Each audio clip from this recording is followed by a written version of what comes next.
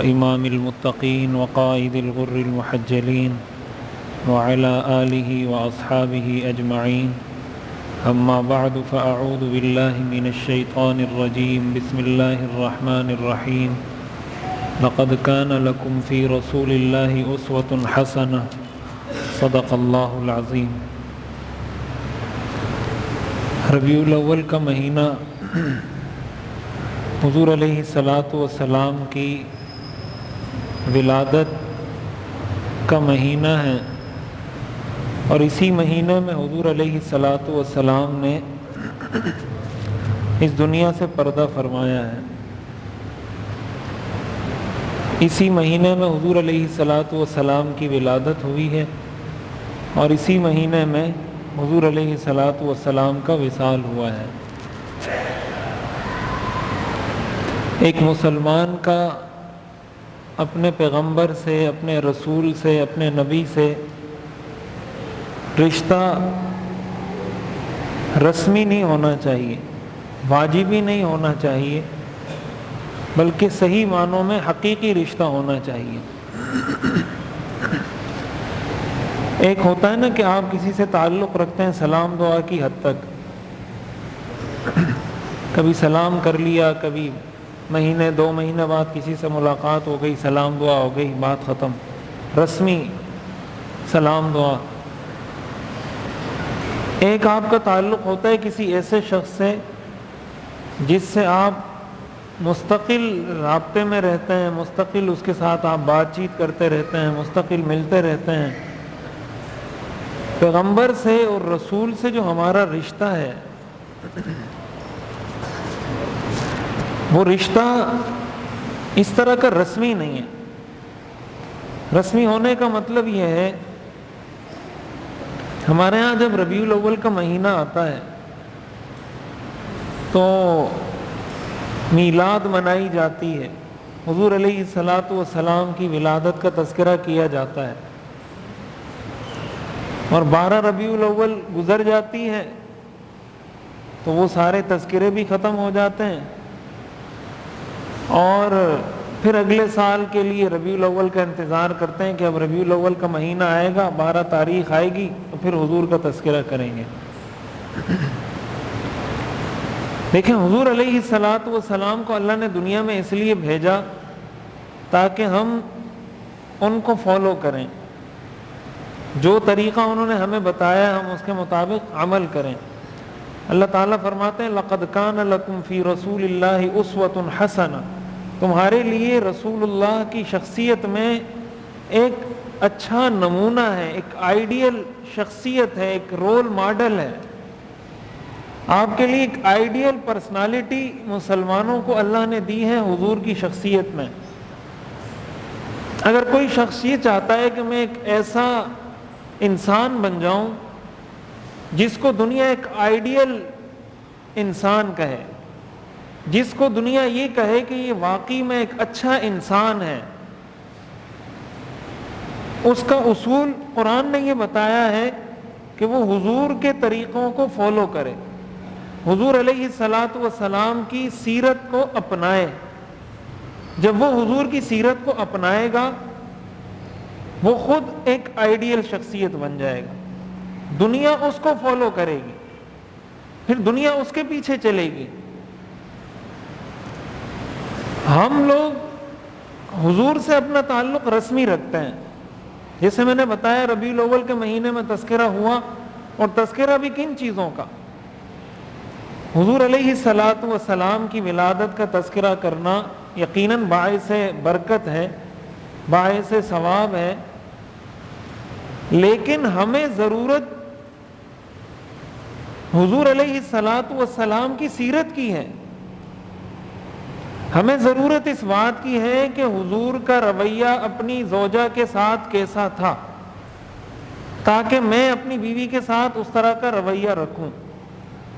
ہمیں ضرورت اس بات کی ہے کہ حضور کا رویہ اپنی بیٹیوں کے ساتھ کیسا تھا، تاکہ میں اپنی بیٹیوں کے ساتھ اس طرح کا رویہ رکھوں. ہمیں ضرورت ہے اس بات کی کہ حضور کا اپنے پڑوسیوں کے ساتھ رویہ کیا تھا، تاکہ میں بھی اپنے پڑوسیوں کے ساتھ اسی طرح بات چیت کروں، اسی طرح معاملہ کروں. ہمیں ضرورت ہے اس بات کی کہ حضور اپنے چچا سے کیسے ملتے تھے، اپنے رشتہ دار سے کیسے ملتے تھے، اپنی خالہ سے کیسے ملتے تھے، اپنی چچی سے کیسے ملتے تھے، اپنے رشتہ داروں سے کیسے ملتے تھے، اپنے چھوٹوں سے کیسے ملتے تھے، بڑوں سے کیسے ملتے تھے۔ ان چیزوں کی ہمیں ضرورت ہے اپنی پریکٹیکل لائف میں۔ افسوس کی بات یہ ہے کہ ہم ربیع الاول میں بھی ان چیزوں کا تذکرہ نہیں کرتے۔ یعنی اگر کم از کم یہ ہوتا نا کہ جو ربیع الاول کہتے ہیں کہ ہم ربیع الاول منا رہے ہیں، وہ اس طریقے سے اگر مناتے کہ یہ پورا مہینہ حضور کی سیرت بیان کی جاتی، کہ حضور کی گھریلو زندگی، آج حضور کی گھریلو زندگی ہم آپ کو بتائیں گے، آج ہم آپ کو یہ بتائیں گے حضور کی معیشت، آپ کا کاروبار کیسا تھا، آج ہم آپ کو یہ بتائیں گے کہ آپ باہر جب نکلتے تھے تو باہر آپ کیسے زندگی گزارتے تھے، آج ہم آپ کو یہ بتائیں گے کہ آپ جب بازار جاتے تھے تو بازار میں کیا کرتے تھے۔ یہ چیزیں اگر بتائی جائیں تو قوم کو فائدہ ہو، امت کو فائدہ ہو، تاکہ پھر ہم اس کو اپنانا شروع کریں۔ جب ہم اس کو اپنائیں گے تو ہماری زندگی ٹھیک ہو جائے گی۔ اسی کو شریعت کہتے ہیں، اسی کو اسلام کہتے ہیں۔ لیکن یہ بہت افسوس کی بات ہے کہ اللہ تعالیٰ تو قرآن میں یہ کہہ رہے ہیں کہ تمہارے لیے رول ماڈل حضور کی شخصیت ہے۔ ہماری زندگی میں ہم لوگ سیرت پڑھتے ہیں، پڑھاتے ہیں، سنتے ہیں، کسی کو سناتے ہیں، ہمارے نظام تعلیم کا حصہ ہے۔ سب کا جواب نفی میں ہے، سب کا جواب نہیں میں ہے۔ ہمارے نظام تعلیم میں سیرت پڑھائی جاتی ہے؟ نہیں پڑھائی جاتی۔ سیرت ہمیں نہیں پڑھائی جاتی، سیرت ہم اپنے بچوں کو نہیں پڑھاتے، سیرت ہم خود نہیں پڑھتے۔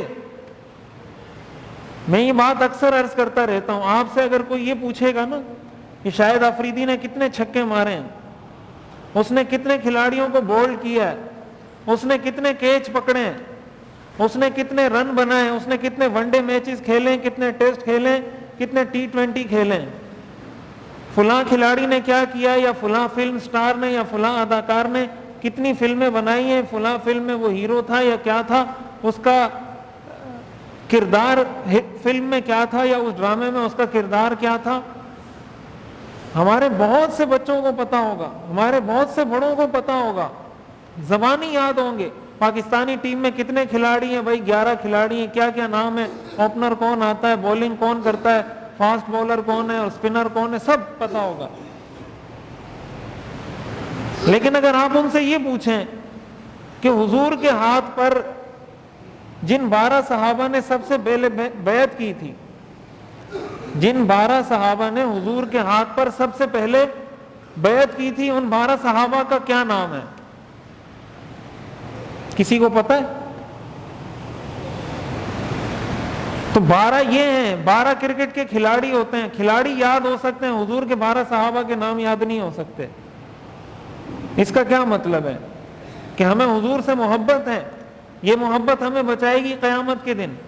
یہ زبانی دعویٰ کہ میں عاشق رسول ہوں، عاشق رسول نہیں، میں عاشق کرکٹ ہوں، میں عاشق فلم ہوں، میں عاشق ڈرامہ ہوں، میں عاشق کھلاڑی ہوں۔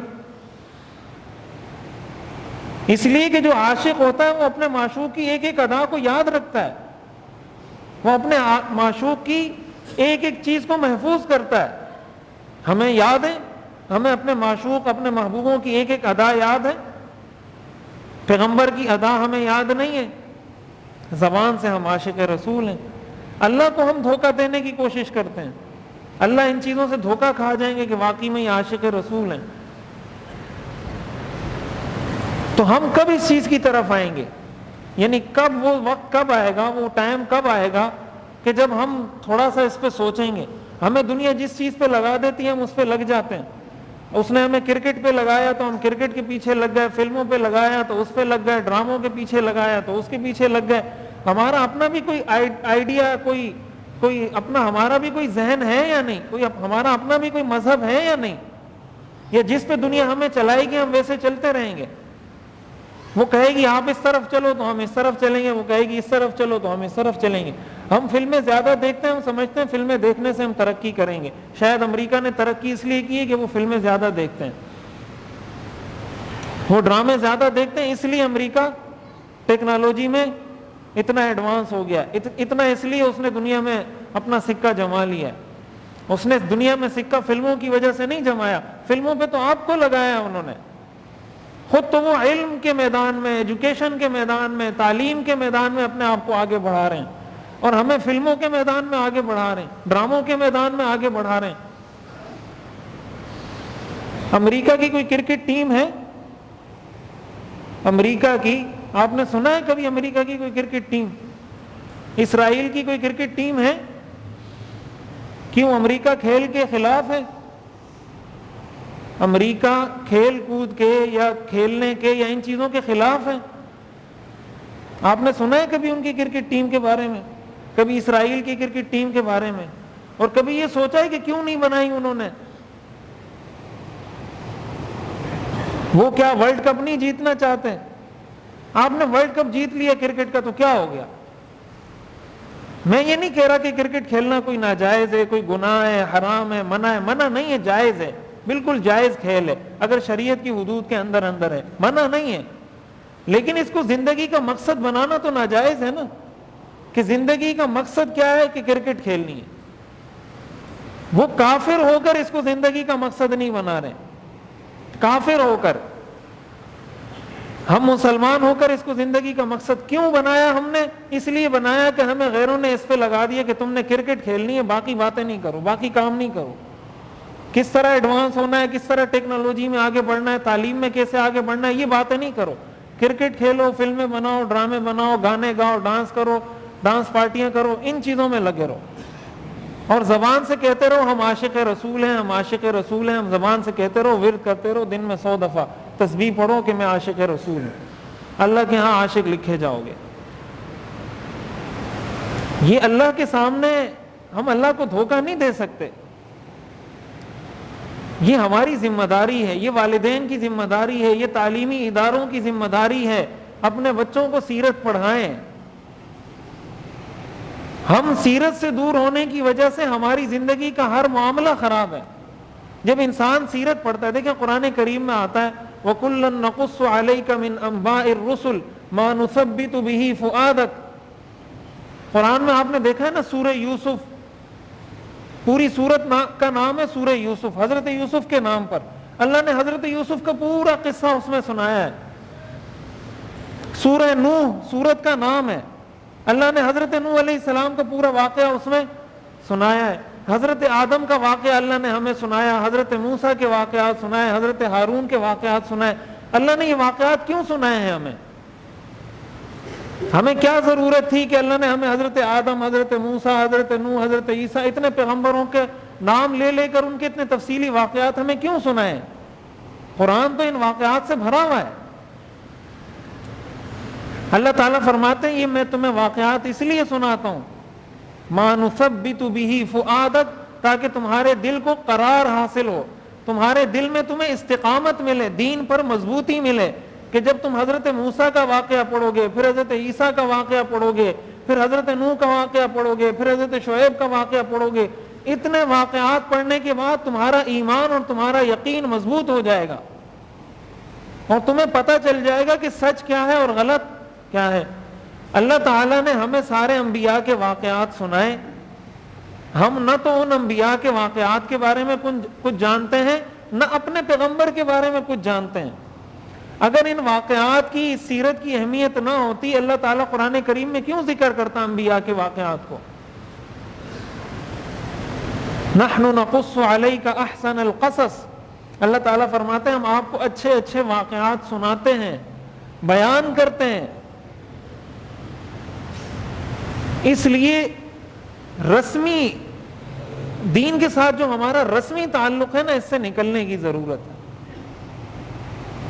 یہ جو رسمی تعلق ہے، دیکھیں ہمارے گھروں میں طلاقیں ہو رہی ہیں، ہمارے معاشرے میں فحاشی بے حیائی پھیل رہی ہے، ہمارے گھروں میں لڑائی جھگڑے ہو رہے ہیں، ہمارے کاروبار میں حرام کی ملاوٹ ہو رہی ہے، معیشت ہو، معاشرت ہو، اخلاق ہو، کاروبار ہو، گھر کی زندگی ہو، بازار کی زندگی ہو، ساری چیزوں میں فساد ہی فساد آتا جا رہا ہے۔ کبھی ہم نے سوچا ہے کہ یہ کیوں ہو رہا ہے؟ بیویاں تو حضور کی بھی تھی، بیویاں تو صحابہ کی بھی تھی، گھروں میں تو صحابہ بھی رہتے تھے، گھر میں تو پیغمبر بھی رہتے تھے، بازاروں میں تو پیغمبر بھی جاتے تھے، بازاروں میں تو صحابہ بھی جاتے تھے۔ یہ ساری چیزیں جو ہمارے ساتھ جڑی ہوئی ہیں، یہ ساری چیزیں ان کے ساتھ بھی جڑی ہوئی تھیں، لیکن ان کے گھر آباد تھے، ہمارے گھر برباد ہیں۔ کیوں؟ ان کے گھر کیوں آباد تھے، ہمارے گھر کیوں برباد ہیں؟ ان کی معیشت کیوں مضبوط تھی، ہماری معیشت کیوں خراب ہے؟ ان کے اخلاق کیوں اچھے تھے، ہمارے اخلاق کیوں خراب ہیں؟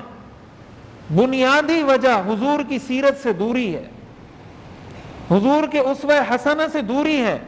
جب ہمیں پتہ چلے گا کہ حضور اپنی بیویوں کے ساتھ زندگی کیسے گزارتے تھے، جب کسی بیوی کو غصہ آتا تھا اور حضور علیہ الصلوۃ والسلام کے سامنے کوئی ناگواری کا اظہار کوئی بیوی کرتی تھی، حضور کا ریئیکشن اس پہ کیا ہوتا تھا؟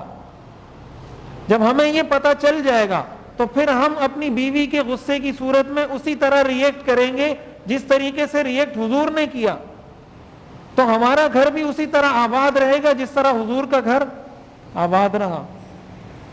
ایک رشتہ دار نے غلطی کی، ایک رشتہ دار نے ظلم کیا، زیادتی کی حضور کے ساتھ، حضور کا ریئیکشن کیا تھا؟ ہمیں پتہ چل گیا کہ حضور نے اس طریقے سے ریئیکٹ کیا، جب ہمارے ساتھ کوئی رشتہ دار کرے گا ہم بھی اس طریقے سے کریں گے، ہمارا معاشرہ ٹھیک ہو جائے گا۔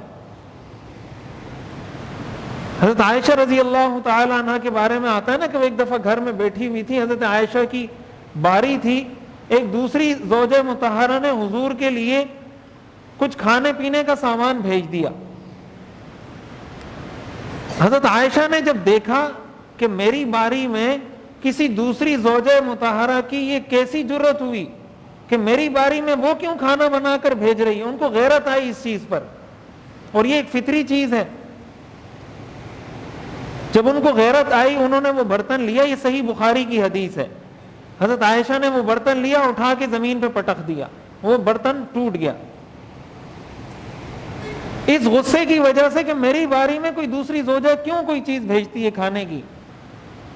اب آپ یہ ایک سیناریو ہے، یہ ایک منظر ہے، آپ اس کو امپلیمنٹ کریں اپنے گھر میں، اس کو لاگو کریں اپنے گھر میں کہ آپ کے لیے کسی نے کوئی چیز بھیجی اور آپ کی بیوی نے وہ برتن آپ کے سامنے اٹھا کے پٹک کے زمین پہ توڑ دیا، آپ کے کسی جگری دوست نے آپ کے لیے کوئی مٹھائی کا ڈبہ بھیج دیا، کوئی ایسی چیز بھیج دی، اس نے اٹھا کے زمین پہ پٹک دیا، آپ کا ریئیکشن کیا ہوگا؟ اب میرا ریئیکشن درست ہے یا غلط ہے، یہ فیصلہ کب میں کر سکتا ہوں؟ یہ اس وقت کر سکتا ہوں جب مجھے یہ پتا ہوگا کہ اس موقع پر حضور کا ریئیکشن کیا تھا۔ جب مجھے پتا چل جائے گا، مجھے ایک سٹینڈرڈ مل جائے گا، معیار مل جائے گا، جب میں اس کے مطابق چلوں گا میرا ریئیکشن ٹھیک ہو جائے گا۔ حضور علیہ الصلوۃ والسلام اٹھے، آپ نے وہ برتن خود جمع کیے جو ٹوٹ گیا تھا، آپ نے سارے ذرات جمع کر کے ایک طرف رکھے اور اتنا آپ نے ارشاد فرمایا، غارت امکم، تمہاری ماں کو غیرت آ گئی ہے، تمہاری ماں کو غیرت آ گئی، یعنی اس نے جو یہ کام کیا، حضرت عائشہ نے یہ جو کام کیا، یہ غیرت کی وجہ سے کیا، اتنا آپ نے فرمایا، صحیح بخاری کی حدیث ہے۔ اس کے بعد کوئی جملہ ہمیں حدیث کی کسی کتاب میں نہیں ملتا۔ اور پھر آپ نے حضرت عائشہ کو فرمایا کہ تم نے ان کا ایک برتن توڑا ہے، لہٰذا تم پر اب شریعت کا مسئلہ یہ ہے کہ ایک برتن تم نے بدلے میں دینا ہوگا، اپنے گھر میں سے کوئی برتن اٹھا کر ان کو دو تاکہ تم نے جو برتن توڑا ہے اس کے بدلے میں ان کو دوسرا برتن مل جائے۔ حضرت عائشہ اٹھی، برتن اٹھایا، ان کے ہاتھ میں دیا، جو خادم آئے تھے ان کو کہا یہ جا کے ان کو میری طرف سے دے دینا کہ تمہارا برتن ٹوٹ گیا، یہ میری طرف سے دوسرا برتن لے لیں۔ اب یہ ایک معاملہ پیش آیا گھر میں اور حضور نے اس کو حل کر دیا اور معاملہ کیا ہو گیا؟ ختم ہو گیا۔ اگر ہمارے گھر میں ایسا ہو جائے، آپ کا کوئی پکا دوست ہو، کوئی جگری دوست ہو اور آپ کے لیے وہ کوئی چیز بھیج دے اور آپ کی بیوی اٹھا کے اس کو توڑ دے، اس نے کوئی پرفیوم بھیجا اور آپ کی بیوی نے اٹھا کے توڑ دیا اس کو، آپ کیا کریں گے؟ میں کیا کروں گا؟ ہم کیا کریں گے؟ ہمارا ریئیکشن کیا ہوگا؟ یہی ہوگا۔ جب یہ نہیں ہوگا کچھ اور ہوگا، جب کچھ اور ہوگا اس کا مطلب غلط ہوگا، جب غلط ہوگا پھر طلاق ہوگی، پھر جھگڑا ہوگا، پھر لڑائی ہوگی، پھر تنازع ہوگا، پھر فسادات ہوں گے، پھر قتل ہوگا، پھر ایک دوسرے کو گالیاں دیں گے، پھر ایک دوسرے پہ تہمت لگائیں گے، پھر ایک دوسرے کے خلاف زبان استعمال. یہ سارا فساد کہاں سے کھڑا ہوا؟ اس سیرت سے دوری کی وجہ سے کھڑا ہوا. یہ سیرت کا مسئلہ آپ کو پتا ہوتا، یہ طریقہ پتا ہوتا، آپ کو پتا ہوتا ہمارے نبی کی زندگی مکمل زندگی ہے، ایک جامع کمپریہنسو پوری زندگی ہے حضور کی. آپ کو پتا ہوگا، آپ اس کو اپنا لیتے، معاملہ ختم ہو جاتا. تو یہ میں نے آپ کو ایک مثال دی. حضور علیہ الصلوۃ والسلام جب فاتح بن کر مکہ میں آئے، آپ یہ سب جانتے ہیں کہ حضور کے ساتھ مکہ کے لوگوں نے کیا کیا ظلم کیے تھے، کس کس طریقے سے ستایا تھا. کوئی طریقہ انہوں نے چھوڑا نہیں تھا ستانے کا. ایک موقع اللہ نے حضور کو ایسا دیا کہ حضور کو مکہ کا فاتح بنایا. آپ مکہ کے حکمران، صدر، وزیر اعظم بن کر مکہ میں داخل ہوئے. آپ کیا سمجھتے ہیں جب آپ کے ساتھ کسی معاشرے نے، کسی سوسائٹی نے اتنا ظلم کیا ہو، آپ جب وہاں پر فاتح بن کر داخل ہوں گے، آپ ان کے ساتھ کیا کریں گے؟ آپ تو ان سے بدلہ لیں گے کہ انہوں نے میرے کو مارا، میرے صحابہ کو مارا، میرے رشتہ داروں کو مارا، میرا خون بہایا، مجھے تنگ کیا، مجھ پہ کھانا بند کیا، 3 سال تک مجھے جیل میں بند رکھا. حضور علیہ الصلوۃ والسلام جب فتح مکہ کے موقع پر داخل ہوئے، حدیث میں آتا ہے، روایات میں آتا ہے کہ تواضع کی وجہ سے آپ کی توڑی آپ کے سینے کے ساتھ ملی ہوئی تھی. یہاں بالکل یوں سر آپ کا جھکا ہوا تھا، آپ سواری پر بیٹھے ہوئے تھے اور آپ کا سر بالکل جھکا ہوا تھا، بالکل نیچے. اور آپ کی زبان پر یہ جملہ تھا، الحمدللہ وحدہ نصر عبدہ انجز وعدہ وہزم الاحزاب وحدہ. تمام تعریفیں اللہ کے لیے جس نے اپنے بندے کی مدد کی، سارے لشکروں کو ایک اللہ نے اکیلے شکست دیا، اپنے بندے کی مدد کی، اپنے دین کو عزت دی. آپ کی توڑی آپ کے سینے سے لگی ہوئی تھی. پھر حضور نے لوگوں سے پوچھا کہ اب تم کیا سمجھتے ہو، میں تمہارے ساتھ کیا کروں گا؟ وہ جو سارے دشمن تھے وہ آج ان کے محکوم بن گئے، ان کی سلطنت میں آ گئے، ان کی رعیت میں آ گئے، حضور ان کے سربراہ. آپ نے فرمایا کیا سمجھتے ہو، اب میں تمہارے ساتھ کیا کروں گا، بدلہ کیسے لوں گا؟ انہوں نے کہا کریم وابن کریم، آپ بہت اچھے ہیں اور آپ بہت اچھے آدمی کے بیٹے ہیں. حضور علیہ الصلوۃ والسلام نے فرمایا لا تثریب علیکم اليوم، آج میں وہی طریقہ اپناؤں گا جو حضرت یوسف نے اپنے بھائیوں کے ساتھ اپنایا تھا. تم سب کو میری طرف سے معافی ہے، تم سب میری طرف سے معاف ہو. یہ وہ چیز تھی جس کو قرآن نے کہا وَرَأَيْتَ النَّاسَ يَدْخُلُونَ فِي دِينِ اللَّهِ أَفْوَاجًا. اس کے بعد سارے لوگ مسلمان ہوئے ہیں حضور کے اس طرز عمل کے بعد. وَرَأَيْتَ النَّاسَ يَدْخُلُونَ فِي دِينِ اللَّهِ أَفْوَاجًا، کہ حضور نے اپنے دشمنوں کے ساتھ کیا رویہ رکھا. یہ میں آپ کو 1-2 مثالیں بتا رہا ہوں. تو ربیع الاول کا مہینہ جب آتا ہے نا، اس کو اس چکر میں نہیں گزار دیا کریں کہ ہم نے میلاد منا لیا، میلاد نہیں منایا، 12 ربیع الاول منا لی، نہیں منائی. یہ چیزیں کام نہیں آئیں گی. کام آئے گی کہ آپ نے حضور کی سیرت کو پڑھا، اس کو سمجھا، اس پر عمل کیا، اپنے بچوں کو پڑھایا یا نہیں. اگر نہیں پڑھایا نا، ساری زندگی میلاد مناتے رہیں. میں بالکل آپ کو مستند پکی بات بتا رہا ہوں، یہ ایک میلاد بھی کام نہیں آئے گا. اور اگر ایک میلاد بھی نہیں منایا، ساری زندگی سیرت پڑھی، سمجھی، اس پر عمل کیا، زندگی حضور کے طریقوں کے مطابق گزاری، بیڑا پار ہے، کامیاب ہی کامیاب ہے. اپنے آپ کو رسمی حضور کے ساتھ رسمی تعلق سے نکالیں کہ سال میں 1 دفعہ سلام دعا کر لی، پورا سال رشتہ ختم. پھر ربیع الاول آیا، پھر سلام دعا کر لی، پھر ساری زندگی سال کے لیے رشتہ ختم. اور یہ ہمارا بہت بڑا المیہ ہے، یہ ہمارے نظام تعلیم میں کہیں شامل نہیں ہے سیرت. تو اس بات کی بڑی ضرورت ہے کہ اگر کوئی آدمی ویسے سیرت نہیں پڑھتا، ویسے سیرت نہیں سمجھتا، ویسے سیرت سمجھنے کی کوشش نہیں کرتا، کم از کم وہ یہ کہے کہ بھائی ربیع الاول کے مہینے میں نے پورا مہینہ سیرت پڑھنی ہے، اپنے بچوں کو سیرت پڑھانی ہے، سیرت پر میں نے عمل کرنا ہے، ان کو ایک ایک چیز بتانی ہے، حضور کی معیشت، اخلاق، کاروبار، گھر، بازار، مسجد، مسجد سے باہر، ساری زندگی بتانی ہے. ایک مہینے میں آپ پتہ نہیں کیا کچھ پڑھ سکتے ہیں، کیا کچھ لوگوں کو پڑھا سکتے ہیں، سمجھا سکتے ہیں. ان لوگوں کے پاس بیٹھیں، ان لوگوں کے پاس اپنے بچوں کو بٹھائیں، جو سیرت جانتے ہیں, سیرت پڑھتے ہیں, سیرت پڑھاتے ہیں, تاکہ آہستہ آہستہ ہماری زندگی میں کوئی بہتری آئے. اور اگر اسی طرح رسمی زندگی گزارتے رہے تو بہت سے لوگوں نے پہلے بھی گزار لی ہے, ہم بھی گزار لیں گے. اللہ کی بادشاہت میں نہ کوئی کمی ہوئی ہے, نہ اللہ کی بادشاہت میں کوئی زیادتی ہوئی ہے. حضور کی عظمت میں نہ کوئی اضافہ ہوا ہے, حضور کی عظمت میں نہ کوئی کمی ہوئی ہے. حضور کو اللہ نے جو عظمتیں, جو رفعتیں, جو بلندیاں دی ہیں وہ عطا کر دی ہیں. ہم ان کی سیرت پہ عمل کریں یا نہ کریں, ان کی عظمتیں اپنی جگہ پر ہیں.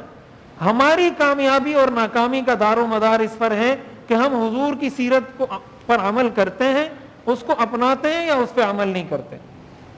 اس لیے یہ تمام والدین کی ذمہ داری ہے, نوجوانوں کی ذمہ داری ہے کہ سیرت پڑھنے کا اہتمام کریں. سیرت پر بہت سی کتابیں لکھی گئی ہیں. مولانا ادریس کاندھلوی صاحب رحمۃ اللہ علیہ کی کتاب ہے سیرت المصطفیٰ, اردو میں 3 جلدوں میں ہے, وہ آپ پڑھ سکتے ہیں. علامہ مبارک پوری کی کتاب ہے الرحیق المختوم کے نام سے, وہ کتاب آپ پڑھ سکتے ہیں. علامہ سید سلیمان ندوی رحمۃ اللہ علیہ کی کتاب ہے سیرت پر, سیرت الرسول کے نام سے, وہ کتاب آپ پڑھ سکتے ہیں. اس کے علاوہ بھی سیرت پہ بہت سے لوگوں نے, یہ اردو میں جو مشہور کتابیں وہ میں آپ کو بتا رہا ہوں. ہمارے ہاں ہر اتوار کو سیرت کا درس ہوتا ہے. یہ تقریباً ہم نے 1.5 سال سے شروع کیا ہوا ہے. سیرت ہم شروع سے پڑھ رہے ہیں اور پوری سیرت اس طرح پڑھ رہے ہیں اور اس سے سیکھ رہے ہیں کہ اس سے ہمیں سبق کیا ملتا ہے, اس سے ہمیں سبق کیا ملتا ہے. اس طرح ہم نے پڑھنی شروع کی ہے. تقریباً آدھی ہماری سیرت کا وہ پورا درس ہو گیا. 1.5 سال سے تقریباً چل رہا ہے وہ درس. یہ میری آپ سے درخواست ہے کہ اتوار کے دن مغرب سے عشاء کا جو وقت ہوتا ہے, آپ وہ وقت کم از کم فارغ کر لیں اور اتوار کے دن مغرب سے عشاء بیٹھ کر وہ سیرت سن لیں.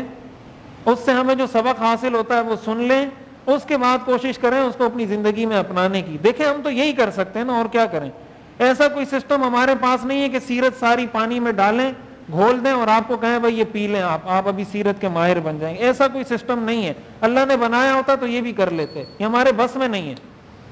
ہم یہی کر سکتے ہیں کہ آپ کو کہیں بھائی ہم آپ کو سیرت پڑھائیں گے, ہم آپ کو سیرت سمجھائیں گے, آپ کا کوئی سوال ہو ہم سے سوال کریں, ہم بیٹھے ہوئے ہیں, ہم حاضر ہیں, آپ کو کتابوں کا بتا رہے ہیں, کتابوں کا مطالعہ کریں.